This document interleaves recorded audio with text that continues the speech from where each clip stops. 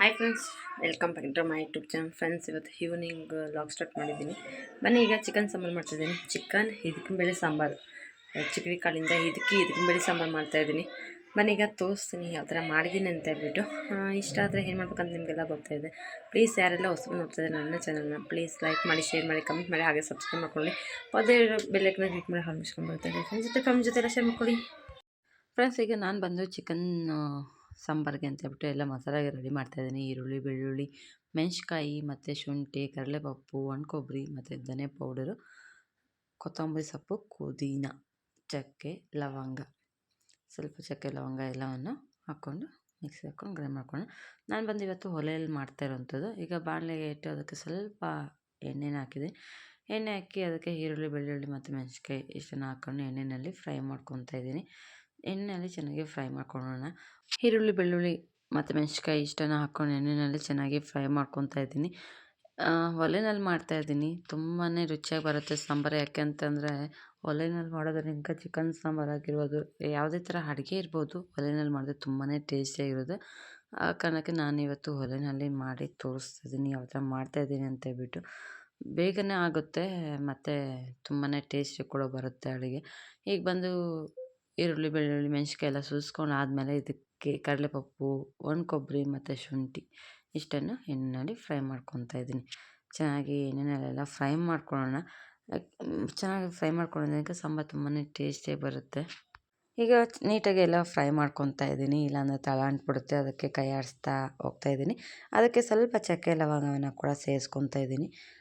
ಈಗ ನಾನು ಬಂದು 1.5 kg ಚಿಕನ್ಗೆ ಮಾಡ್ತಾ ಇರೋವಂಥದ್ದು ಸಾಂಬಾರು. 1.5 kg ಚಿಕನ್ ಸಾಂಬಾರು ಮಾಡ್ತೆ. 1.5 kg ಚಿಕನ್ಗೆ ಎಷ್ಟು ಮಸಾಲೆ ಬೇಕು ಅಂತ ಹೇಳ್ಬಿಟ್ಟು ನಾನೀಗ ಮಾಡ್ತಾ ಇರೋವಂಥದ್ದು. ಈಗ ಬಂದು ಧನೆ ಪೌಡ್ರನ್ನ ಹಾಕ್ಕೊಂಡಿದ್ದೀನಿ. ನಾನು 1.5 ಇಡೀ ಕೈನಲ್ಲಿ ಅಳತೆಯಲ್ಲಿ ಹಾಕ್ಕೊಂಡಿರೋವಂಥದ್ದು 1.5 ಇಡೀ ಧನೆ ಪೌಡರನ್ನು ಹಾಕ್ಕೊಂಡಿದ್ದೀನಿ. ಹಾಕ್ಕೊಂಡು ಅದನ್ನು ಕೂಡ ಎಣ್ಣೆಯಲ್ಲಿ ಸ್ವಲ್ಪ ಹೊತ್ತು ಫ್ರೈ ಮಾಡ್ಕೊತೀನಿ. ಧನೆ ಪೌಡರನ್ನು ಬಾಣಲೆಯಲ್ಲಿ ಹಾಕಿ ಹುರಿಯೋದ್ರಿಂದ ಅದರ ಸ್ಮೆಲ್ಲೇ ತುಂಬಾ ಚೆನ್ನಾಗಿರುತ್ತೆ. ಎಷ್ಟು ಚೆನ್ನಾಗಿರುತ್ತೆ ಅಂದರೆ ತುಂಬಾ ಚಿಕನ್ ಸಾರು ಇನ್ನೇನು ರೆಡಿಯಾಗಿದ್ದೀರೋ ಅನಿಸುತ್ತೆ, ಅಷ್ಟು ಚೆನ್ನಾಗಿರುತ್ತೆ ಈ ಥರ ಫ್ರೈ ಮಾಡ್ಕೊಳ್ಳೋದ್ರಿಂದ. ಅದಕ್ಕೆ ಸ್ವಲ್ಪ ಕೊತ್ತಂಬರಿ ಮತ್ತು ಪುದೀನ ಎರಡನ್ನು ಸೇರಿಸಿ ಮಿಕ್ಸ್ ಮಾಡ್ಕೊಂಡಿದ್ದೀನಿ. ಈಗ ಮಿಕ್ಸಿಗೆ ಹಾಕಿ ಗ್ರೈಂಡ್ ಮಾಡಿಕೊಂಡು ಈಗ ಬಾಣಲೆಯಲ್ಲಿ ಹಾಕಿಟ್ಟಿದ್ದೀನಿ. ಇದಕ್ಕೆ ಬಂದು ಚಿಕನ್ ತೊಳೆದು ಚಿಕನ್ ಹಾಕ್ತಾ ಇರೋವಂಥದ್ದು. ನಾನು 1.5 kg ಚಿಕನ್ ತೊಗೊಂಡಿದ್ದೆ. ಆ 1.5 kg ಚಿಕನನ್ನು ಈಗ ತೊಳೆದ್ಬಿಟ್ಟು ಇದರಲ್ಲಿ ಮಸಾಲೆಯಲ್ಲೇ ಹಾಕ್ಕೊತಾ ಇದ್ದೀನಿ. ನೀವು ಯಾವ ಥರ ಮಾಡ್ತೀರ ಅಂತ ಹೇಳ್ಬಿಟ್ಟು ಕಮೆಂಟ್ ಮಾಡಿ. ಯಾಕೆಂದರೆ ಒಬ್ಬೊಬ್ಬರು ಒಂದೊಂದು ಸ್ಟೈಲಲ್ಲಿ ಚಿಕನ್ ಬಸ್ಸಾರೆಲ್ಲ ಮಾಡ್ತಾರೆ. ನಾನು ಕೂಡ ನನ್ನ ಸ್ಟೈಲ್ ಆದರೆ ನನಗೆ ನಮ್ಮವ್ವ ಹೇಳ್ಕೊಟ್ಟಿರೋವಂಥದ್ದು ಯಾವ ಥರ ಮಾಡೋದು ಅಂತ ಹೇಳ್ಬಿಟ್ಟು. ಆ ಕಾರಣಕ್ಕೆ ನಮ್ಮ ಮನೇಲಿ, ನನ್ನ ತವ್ರ ಮನೆಯಲ್ಲಿ ಬಂದು ಈ ಥರ ಬಸ್ಸಾರೆಲ್ಲ ಮಾಡಿ ನಾವು ತಿಂತಾ ಇರಲಿಲ್ಲ. ನಮ್ಗೆ ಯಾರಿಗೂ ಇಷ್ಟ ಆಗೋದಿಲ್ಲ. ಇಲ್ಲಿ ಮದುವೆ ಬಂದಮೇಲೆ ನಮ್ಮ ಮಾವ ಮನೇಲಿ ತುಂಬ ಮಾಡ್ತಾಯಿರೋರು ಚಿಕನ್ ಬಸ್ಸಾರೆಲ್ಲನೂ. ನಾನು ತಿಂತಾ ಇರಲಿಲ್ಲ. ಆಮೇಲೆ ಹೋಗ್ತಾ ಈಗ ಇತ್ತೀಚೆಗೆ ಕಲ್ತ್ಕೊಂಡಿದ್ದೀನಿ. ಯಾವಾಗಲಾದರೂ ರೇರು ಅಪರೂಪಕ್ಕೆ ಬಸ್ಸಾರು ಮಾಡೋವಂಥದ್ದು ನಾನು. ಈ ಥರ ಕಾಳೆಲ್ಲ ಇದ್ದಾಗ ಬಸ್ಸಾರು ಮಾಡ್ತೀನಿ. ತುಂಬಾ ಚೆನ್ನಾಗಿರುತ್ತೆ. ಈಗ ಇತ್ತೀಚೆಗೆ ರೂಢಿ ಮಾಡ್ಕೊಂಡಿದ್ದೀನಿ ತಿನ್ನೋವಂಥದ್ದೆಲ್ಲನೂ. ಈಗ ಮಸಾಲೆಯಲ್ಲಿ ಚಿಕನೆಲ್ಲ ಮಿಕ್ಸ್ ಮಾಡಿಕೊಂಡು ಅದಕ್ಕೆ ನೀರು ಎಷ್ಟು ಬೇಕಂತ ಹೇಳ್ಬಿಟ್ಟು ಹಾಕ್ಕೊಂಡು ಇಡ್ತಾಯಿದ್ದೀನಿ. ಈಗ ನೀಟಾಗಿ ಎಲ್ಲ ಮಿಕ್ಸ್ ಮಾಡ್ತಾಯಿದ್ದೀನಿ. ನೀಟಾಗೆಲ್ಲ ಮಿಕ್ಸ್ ಮಾಡಿ ಅದಕ್ಕೆ ರುಚಿಗೆ ತಕ್ಕಷ್ಟು ಉಪ್ಪನ್ನು ಕೂಡ ಸೇರಿಸ್ಕೊಳ್ಳೋಣ. ನೋಡಿ, ಈಗ ಇಷ್ಟು ನೀರನ್ನು ಹಾಕಿ ಇಟ್ಟಿದ್ದೀನಿ.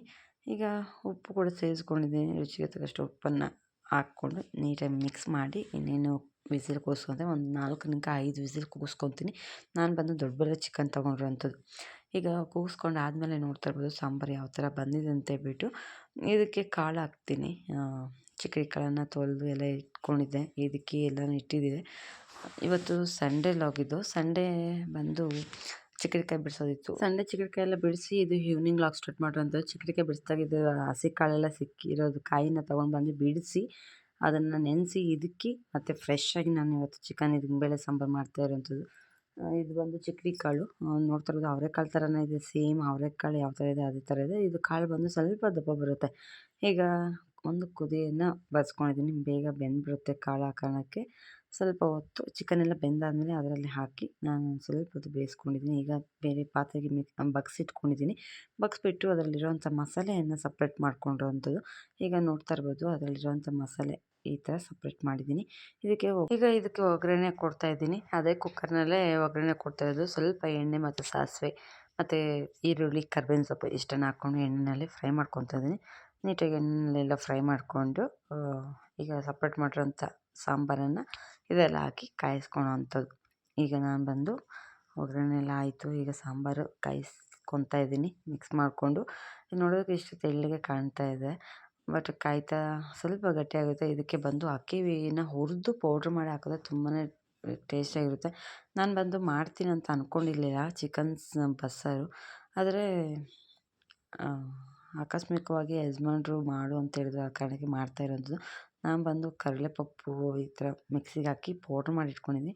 ಅದೇ ಪೌಡರನ್ನು ಇದಕ್ಕೆ ಹಾಕ್ಕೊಂಡು ಮಿಕ್ಸ್ ಮಾಡ್ಕೊತೀನಿ. ಸ್ವಲ್ಪ ತಿಕ್ನೆಸ್ ಬರುತ್ತೆ ಈ ಥರ ಪೌಡ್ರನ್ನ ಹಾಕ್ಕೊಳ್ಳೋದ್ರಿಂದ. ಆದರೆ ಕಡಲೆಪಪ್ಪಿಂದ ಮಾಡೋದಕ್ಕಿಂತ ಅಕ್ಕಿ ಪೌಡರನ್ನ ಹಾಕಿ ಮಾಡಿದ್ರೆ ತುಂಬಾ ರುಚಿಯಾಗಿ ಬರುತ್ತೆ. ಈಗ ನೋಡ್ತಾ ಇರ್ಬೋದು ಸಾಂಬಾರು ರೆಡಿ ಆಯಿತು, ಬಸ್ಸಾರು. ಈಗ ಇನ್ನೊಂದು ಕಡೆ ಬಂದು ಪಲ್ಯಕ್ಕೆ ಒಗ್ಗರಣೆ ಕೊಡ್ತಾಯಿದ್ದೀನಿ. ಈಗ ಇನ್ನೊಂದು ಸೈಡ್ ಬಂದು ಬಾಣಲೆ ಇಟ್ಟು ಅದಕ್ಕೆ ಸ್ವಲ್ಪ ಎಣ್ಣೆನ ಹಾಕಿಟ್ಟಿದ್ದೀನಿ. ಅದಕ್ಕೆ ಬಂದು ಸಾಸಿವೆ, ಕರಿಬೇವಿನ ಸೊಪ್ಪು, ಈರುಳ್ಳಿ ಎಲ್ಲವನ್ನು ಹಾಕಿ ಫ್ರೈ ಮಾಡ್ಕೊತಾ ಇದ್ದೀನಿ ಎಣ್ಣೆಯಲ್ಲಿ. ಇದು ಕೂಡ ಈರುಳ್ಳಿ ಸ್ವಲ್ಪ ಸಾಫ್ಟ್ ಆಗೋ ತನಕ ಎಣ್ಣೆಯಲ್ಲಿ ಫ್ರೈ ಮಾಡ್ಕೊಳ್ಳೋಣ. ಯಾವ ಥರ ಬರುತ್ತೆ ಅಂದರೆ ತುಂಬ ಚೆನ್ನಾಗಿರುತ್ತೆ ಈ ಥರ ಮಾಡೋದಕ್ಕೆ. ನನಗೆ ಬಸ್ಸಾರು ಅಂದರೆ ಸ್ವಲ್ಪ ಇಷ್ಟ ಆಗೋದಿಲ್ಲ, ಚಿಕನ್ ಬಸ್ಸಾರು ಅಂದರೆ. ಇತ್ತೀಚೆಗೆ ಸ್ವಲ್ಪ ರೂಢಿ ಮಾಡ್ಕೊಂಡಿದ್ದೀನಿ. ಇಲ್ಲಿ ನೋಡ್ತಾ ಇರ್ಬೋದು ಈಗ ಚಿಕನ್ನೆಲ್ಲ ಹಾಕಿ ಮಿಕ್ಸ್ ಮಾಡ್ಕೊತಾ ಇದ್ದೀನಿ. ಈರುಳ್ಳಿ ಎಲ್ಲ ಬೆಂದಾದಮೇಲೆ ಈಗ ಚಿಕನನ್ನು ಹಾಕಿ ಮಿಕ್ಸ್ ಮಾಡ್ಕೊತಾ ಇದ್ದೀನಿ.